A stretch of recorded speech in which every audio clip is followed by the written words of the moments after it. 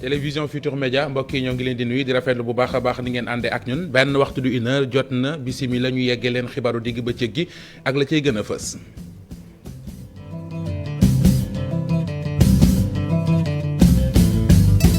duggee ci réew mi ak léegi ñoo ngi koy soog a am lu toll ci bilan tey bi jàpp leen ne ñetti téeméeri doomi aadama ak ñeent fukk ak ñaar amee nañu ko ci test yoo xamante ne ji def nañu ko xayma bi toll ci ñaari junni ak juróomi téeméer ak ñaar fukk ak juróom-ñaar am na it ñetti doomi aadama yu ñàkk seen bakkan ci 24 heures yi ñu génn cas grave yi mi ngi toll ci ñeent fukk ak benn. ba tey ci woowule wàll ca diwaanu Mbour mouvement citoyen ya nekk ci commune bu Mbour li ñu bëgg moo di hôpital bu Mbour ñu daal di koy def hôpital bu mag maanaam hôpital niveau 3 gis nañu ne lu aju ci li nga xamante ne ji moo di woppi coronavirus ji dafa gën a néewal doole lii di système santé bu Sénégal gën a indit ay jafe-jafe ci wàllu paj mi foofee ca diwaanu Mbour bëgg nañu it ci askan wi ñu fexe ba wàccoog geste barrière mu di li ñu kër docteur santaane ngir moytu lu lawal woppi coronavirus ji Abdou Khader Kébé mooy doon suñu gan ci xibaaru digg bëccëg gi ci télévision Futur Média ab bindkat la moo bind mboorum Sénégal daañu waxtaan ak moom ci kilifa diine taxawaay bi ñu am jëmee ci woppi coronavirus ji dinañu waxtaan ak moom it jëmee ci téere bi nga xam ne bind na ko moom gan gi di Abdou Khader Kébé ci kanam tuuti la waxtaan wi di doon fukki fan ak juróom-benn ci weeru janvier 2005 fukki fan ak juróom-benn ci weeru janvier 2021 def na fukkeet ak juróom-benn ca ba waykat bii di Ndongolo génnee àdduna moom Ndongolo Pikine ga mu fekk baax di ko fàttaliku ba léegi li mu fi bàyyi ñu fas yéene jànge fas ko yéene te wéyal Habib Faye ak Modou Diop dinañ ci defal ab reportage jëm ci wowile wàll weneen wàll ba tey ci xibaaru digg bëccëg gi tàggat yaram la ak juróom-benneelu édition championnat d'Afrique des nations de football mu di compétition bi ñuy jagleel footballkat yi nga xam ne ci déndub Afrique bi la ñuy football tey ji la ñu koy tàmbali ca Cameroun lay doore Cameroun mi daloo xew yi moom mooy dalal ci max bu njëkk bi Zimbabwe bu 4 heures ci ngoon jotee lay doon mbokk yi lii mooy li fi gën a fës bu ngeen taaxeeloo ñu faram fàcceel leen ko.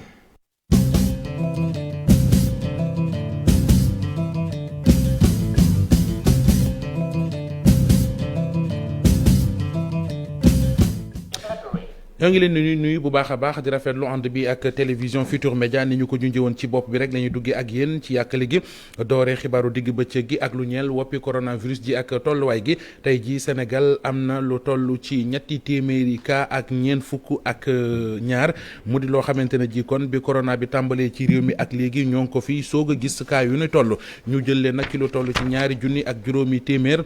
ak ñaar fukk ak juróom-ñaari test yoo xam ne def nañu ko am na ñetti doomi aadama it ñàkk seen bakkan ci bilan tey bi fekk ña faatu woon ci woppi coronavirus ji lim bi yëpp toll ci juróomi téeméer ak juróom-ñeent cas grave it mi ngi toll ci ñeent fukk ak benn yeneen jotaayu xibaar des na ci ànd ak kàdduy leeral yu bàyyee ko ci docteur El Hadji Mamadou Ndiaye porte-parole ministère de la santé directeur de la prévention des ba léegi ci woppi coronavirus ji ak na mu mel ci diwaanu Kaolack tax na kilifa yi jël seeni matuwaay ba deuxième vague bi duggee ci réew mi ak léegi lu toll ci juróom-benni téeméeri cas coronavirus nemmeeku nañu ko fa ngir bañ nag yëf yi gën a law rawatina ci l'école yi moo tax inspection académie bu Kaolack tàmbali di séddale ay masque foofee ak yeneen i jumtuwaay ngir ca l'école yi fa nekk ngir élèves yi mën a am fu ñu sukkandiku ba moytu wopp ji Ibrahima Diame Fally Gueye magasin bu fees dell ak ay carton de masque ay téeméeri junni masque kon la ñu daal di mobiliser jagleel ko l'école yi ci jamono ju nga xamante ne ñaareelu vague coronavirus bi tiital na ñëpp ci diwaan bile inspection d'académie nag ne taxaw na tembe ngir aar wér-gu-yaramu ndongo yi nekk ci l'école Kaolack yépp jamono bu ñu toll ni tey dafa doy waaru dafa grave parce que mbas maa ngi law maa ngi développé ñu bëri ñu ngi contaminé ñu ngi enregistré décès yu bëri ta ñu ne daal il faut ñun ñëpp ñu jóg ñu mobiliser wu ñu takku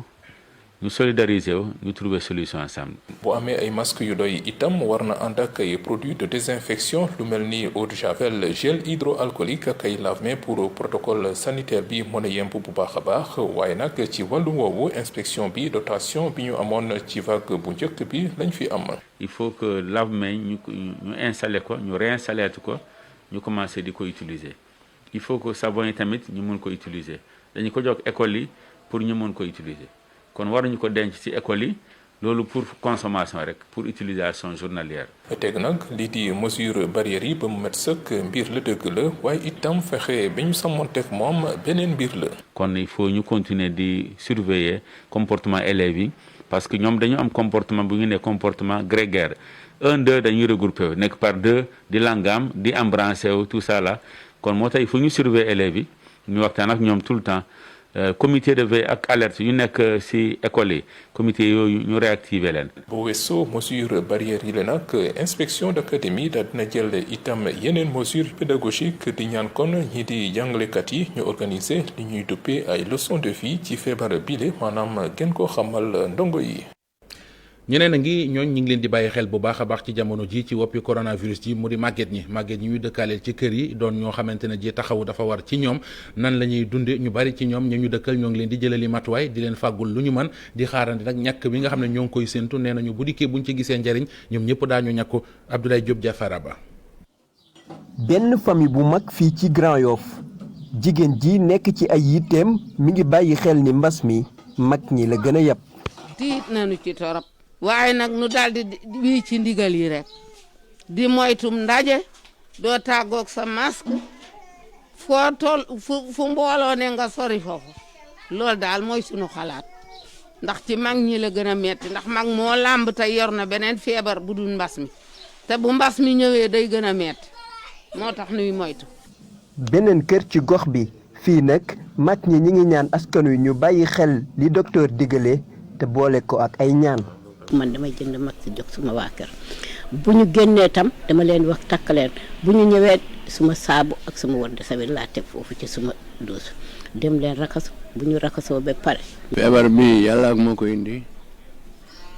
te amul kenn ku ci mën dara nag tuddul yàlla tuuf dellu ci yàlla rek. njiitu réew mi bëgg na ñàkk askan wi rawatina mag ñi ngir dindi jàngoro ji wante xalaat yi wuute nañ si. al bu fekkee ñàkk yi muy indi yu baax la dañuy ñàkku waaye nag bu nu sañan kenn jëkk a ñàkk nu gis ko ndax mag daa ragal dee mag a war a ñeme dee waaye dafa ragal dee. dégg nga boo xamee ne dana la annoncé nga def ñekk yi du forcé de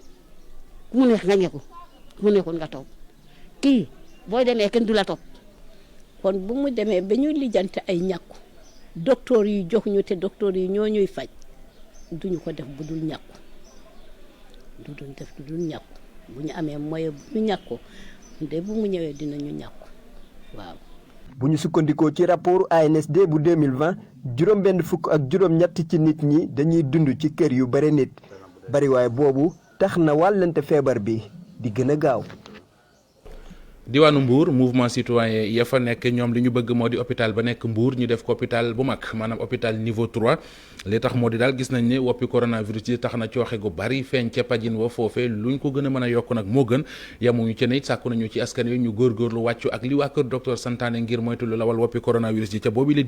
diwaanu Mbour Abdourahmane Diallo. bokk na ci gox yi nga xam ne coronavirus bi lëmbee na ko mu doon mbir mi nga xam ne tax na bu mouvement citoyen yi di ñaax nguur gi ngir mu taxawu hôpitaux yi nga xam ne ñoom ñoo nekk ci bërëb yi. Covid bi mu ngi fi deuxième vague bi mais ñu xool nu ñuy organiser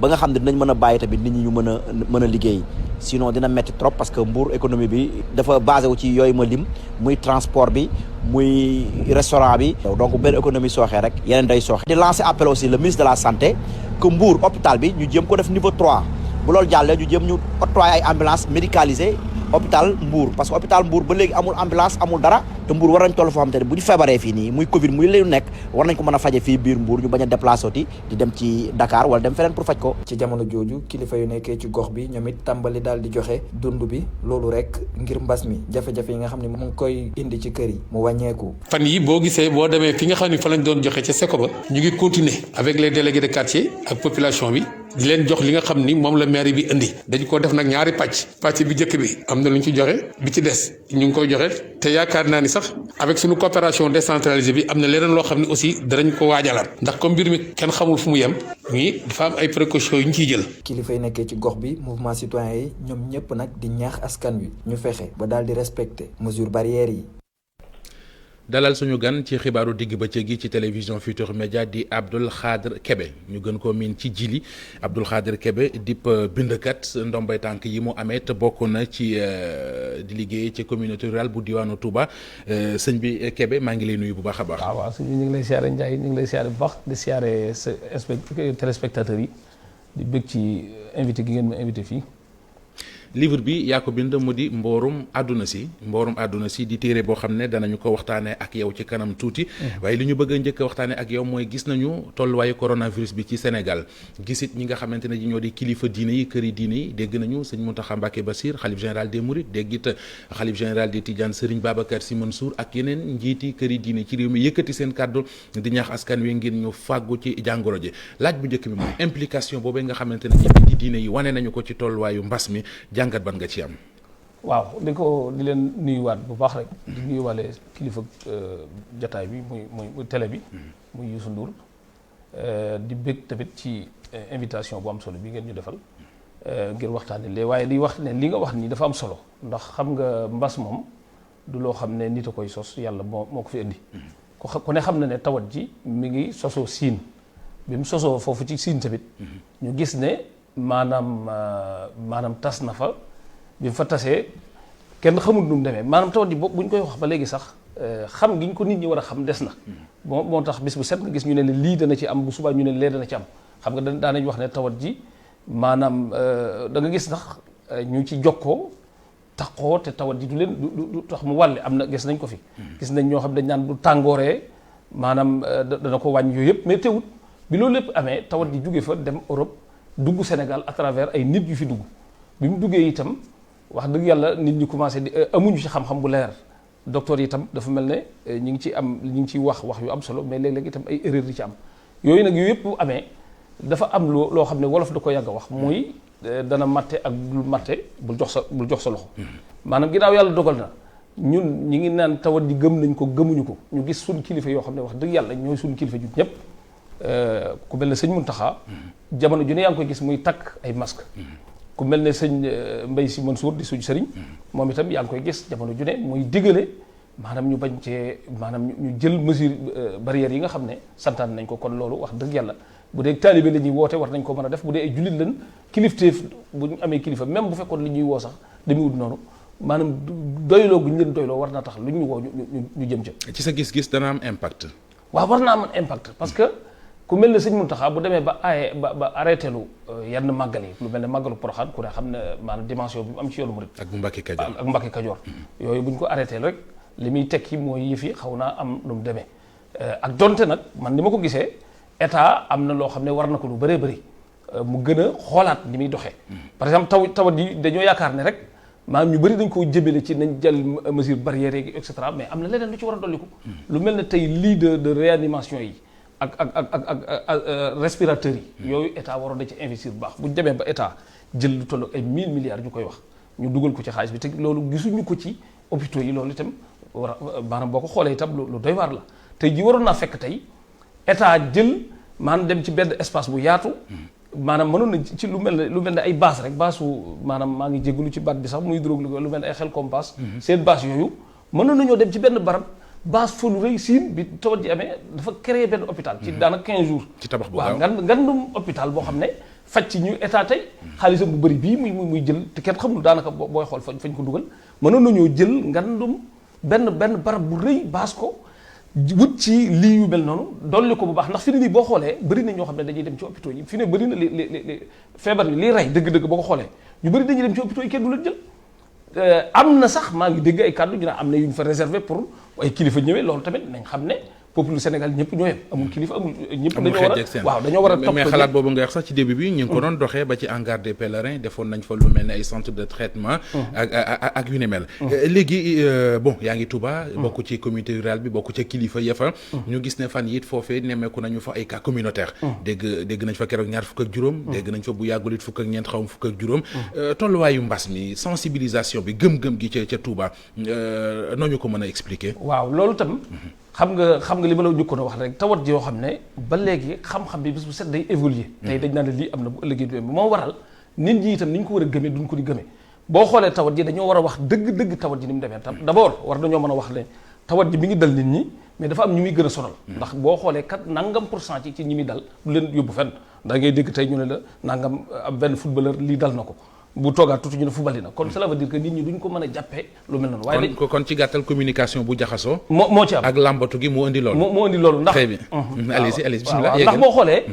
boo xoolee tey tawat ji mënoon nañoo seet ñi nga xam ne ñoom la tawat ji gën a sonal ñu xam ko moytuloo leen seet lan mooy kii bi ci topp itam ñu lijjanti investir ci ku wéré di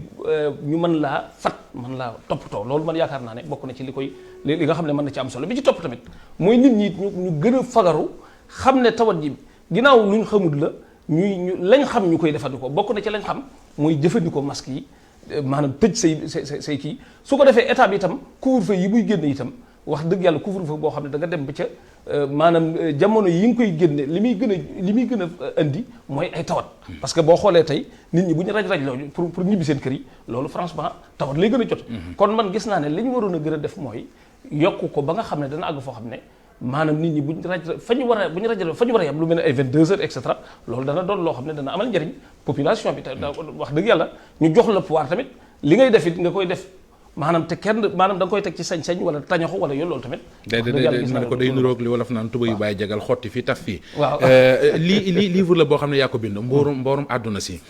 baat bu njëkk bi mooy mboorum àdduna si bi baatu mboor sama mboor mooy taarix mooy histoire léegi xam nga man ñun dañuy liggéey ci wolof dañoo gis ne lakk la boo xam ne maanaam daanaka 95 wala mu ëpp ko % ci sénégalais yi muy maanaam muy juróom-ñeent fukk ak juróom ci téeméer ci li ëpp ci sénégalais yi maanaam ci sénégalais yëpp sax moom la ñuy wax nga xam ne doonatul làkku xeet làkku réew mépp la loolu nag état daf ci war a maanaam dugal loxoom bu baax a baax ñu dugal ko ci école yi di ñu ko jàng ndax mooy avenir réew mi parce que français boo ko xoolee maanaam lu ëpp lu yées fukk ci téeméer ñoo ko fi wax te loolu nag boo bëggee réew mu jëm kanam yaakaar naa loolu mënu koo jëmale kanam moo tax ñu bind téere bii ak yeneen téere yoo xam ne bind nañ ko téere bii nag mu ngi tudd mboorum adduna si mboor mooy histoire waaw maanaam ma nga tàmbale ci ay moyen âge wàcc maanaam andi l'islam influence bi mu am ci Europe ba Europe tey egg fii tey li ñuy wax yeewute mooy renaissance lan la maanaam lu tax mu am yu mel noonu toppee ko noonu wàcc ñëw ba ci maanaam li ñuy wax ay wuññi yi melo suuf mooy découverte géographique ñëw ci li ñuy wax ndefar mooy industrie bi ko maanaam lu tax mu am ci Europe li téere bi wax na ci ñëw ci ba ci 20e siècle première guerre mondiale deuxième guerre mondiale wàcc ba ci ay ONU maanaam ñëw toppee ko noonu ba tey jii daanaka pratiquement téere la boo xam ne boo ko amee am na solo ndax dana ci wàllu wolof terminologie da nga ci gis baat yu bëree bëri waaye ci wàllu histoire tamit da nga ci xamee bu baax a baax ni adduna bi bindoo tey jii loolu daal moo doon tënk wala téere bi moom laa koy tënkee. jërëjëf Abdoul Khadre Kébé ñoo ngi lay gërëm bu baax a baax. waaw jërëjëf ci invitation bi. am mbégte àndoon ak yow ci ponk yi nga fi yaatal ak leeral bi suñu ganu xibaar loon di Abdoul Khadre Kébé kilifa diine écrivain bind téere bii di mboorum àdduna si bu weesoo loolee amee ndombal tànk ca fi nga xam ne moo di communauté rurale bu Touba. ñëwee ci xibaaru digg bëccëg gi ci télévision Futur Média waxtaane wàllu tourisme fële ci diwaanu Cap Skirring gis nañu ne yëf yi ma ngi fay sooxe bu baax a baax daanaka lu toll ci 2 junni xëy yoo xamante ne seen i borom ci ñàkk seen liggéey boobee ci la ñu jëm li ko sabab moo di yëf yo doxatul loole nag tax na ñenn ci kilifa yëkkati seen kàddu bokk na ci secrétaire général bu syndicat gi leen jaboote di wuyu ci turu El Hadj Ndiaye ñu déglu ko ak Boubacar Diassi. bi mbas mi ñëwee wax dëgg yàlla ñu koy gérer gun pour le moment. déggoo ci ak patron yi di waxtaan ak ñoom ci jàmm ak salaam ndax dialogue mooy régler lépp fii ci région de Ziguinchor nag wax dëgg yàlla ndax ku wax tourisme wax région de Ziguinchor te léegi touristes yooyu yëpp disparaître nañu xool lu tax nañ xoolaat mbir yi ba xam lu ko waral fii ci Cap Skirring rek li fi daan ñëw ci tourisme mën na yore Ziguinchor Cap Skirring léegi dee na ci wàllu tourisme kon gouvernement bi itam nañu xoolaat loolu boo defee calcul ci ñi fa doon liggéey mat nañu 2000 liggéeykat te ñooñu ñëpp tey ñu ngi ci mbedd mi ba tax na gouvernement bi ci seen wàllu politique ci orientation politique bu président de la République nañu xoolaat région de Ziguinchor ci wàllu tourisme bi ndax amuñu lu dul tourisme ak pêche maanaam napp ak tourisme bi ci lañ yaakaar gannaaw yàlla ba tax na ñu ngi invité gouvernement bi pour ñu taxaw ci loolu pour lijjanti ko ci biir mbas mi itam proposition yi ñu def dañ ko def sur le plan national dañu ne mbas mi tax na yeewu nanu xam nañ léegi kenn ku nekk sa bopp nga tal puisque boo demee France tey seen bopp la ñu talatuñu nu nga dem ci yenn pays touristique yëpp talatuñu nu seen bopp la ñu tal kon Sénégal da xoolaat boppam ci wàllu dund ak wàllu tourisme. wutali pàkk bu juuj nekk kon ci fi nga xamante ne ji moo di ca diwaanu Ndar li ñu seetlu moo di njanaaw ya fa nekk ñu gën cee ràññee ay xeeti picc ak yu ni mel ci bëccëg bi ñu doon amal ngir wàññi njanaaw yi mu di picc yi gis nañu ne jëfee nañ ko fa bu baax a baax daaw nag amul woon ndax woppi coronavirus yi moo sëkkataloon ñu bari ci askan waaye ren ji nemmeeku nañu ko fa ana luñ ca mën a jàpp Ousseynou Diop Habib Seck. parc de Djoudj buñ ko sëppoo lii la ñuy jox muy lu toll ci ñetti téeméeri espèces d'oiseaux yoo xamante ni ñoo fay dund. ci fukki fan ak juróom ci weeru janvier bii lañ doon wàññi picc yi nga xamante ni ñu nga fa seeni lim lu mu tuuti toll na ci juróom benni téeméeri junni ay individu ak lu teg waaye picc bii di mara bu ñu gën ko xam ci géej ci wolof kenn gisu ko fa ren jële sax mooy parrain bi la ñu bëgg nag mooy ci Sénégal ñu mën a am ci parc yépp. picc ngéej comme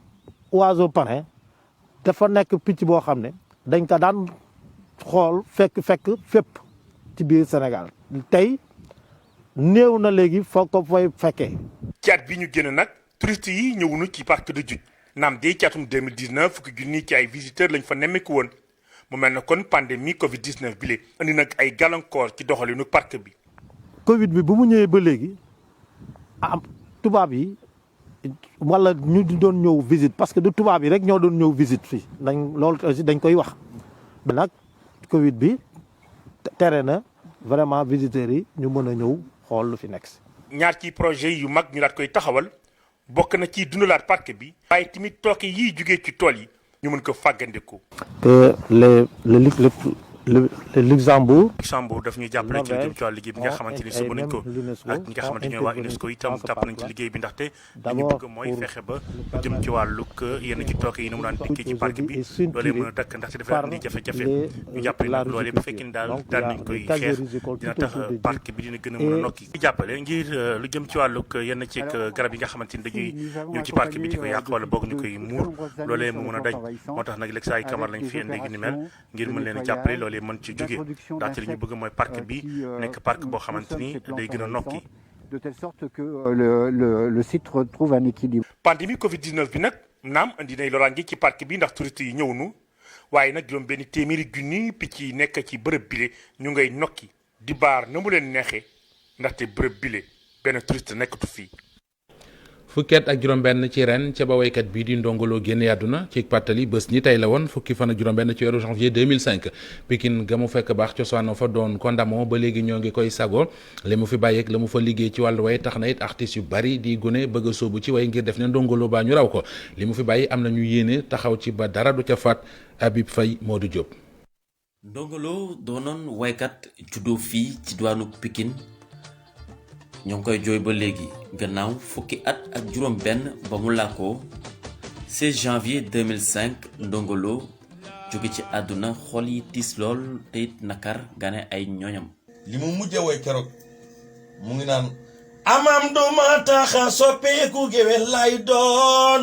simboori léelée simboore Ndongo day woy lool rek ndeysaan ma nga sukk nii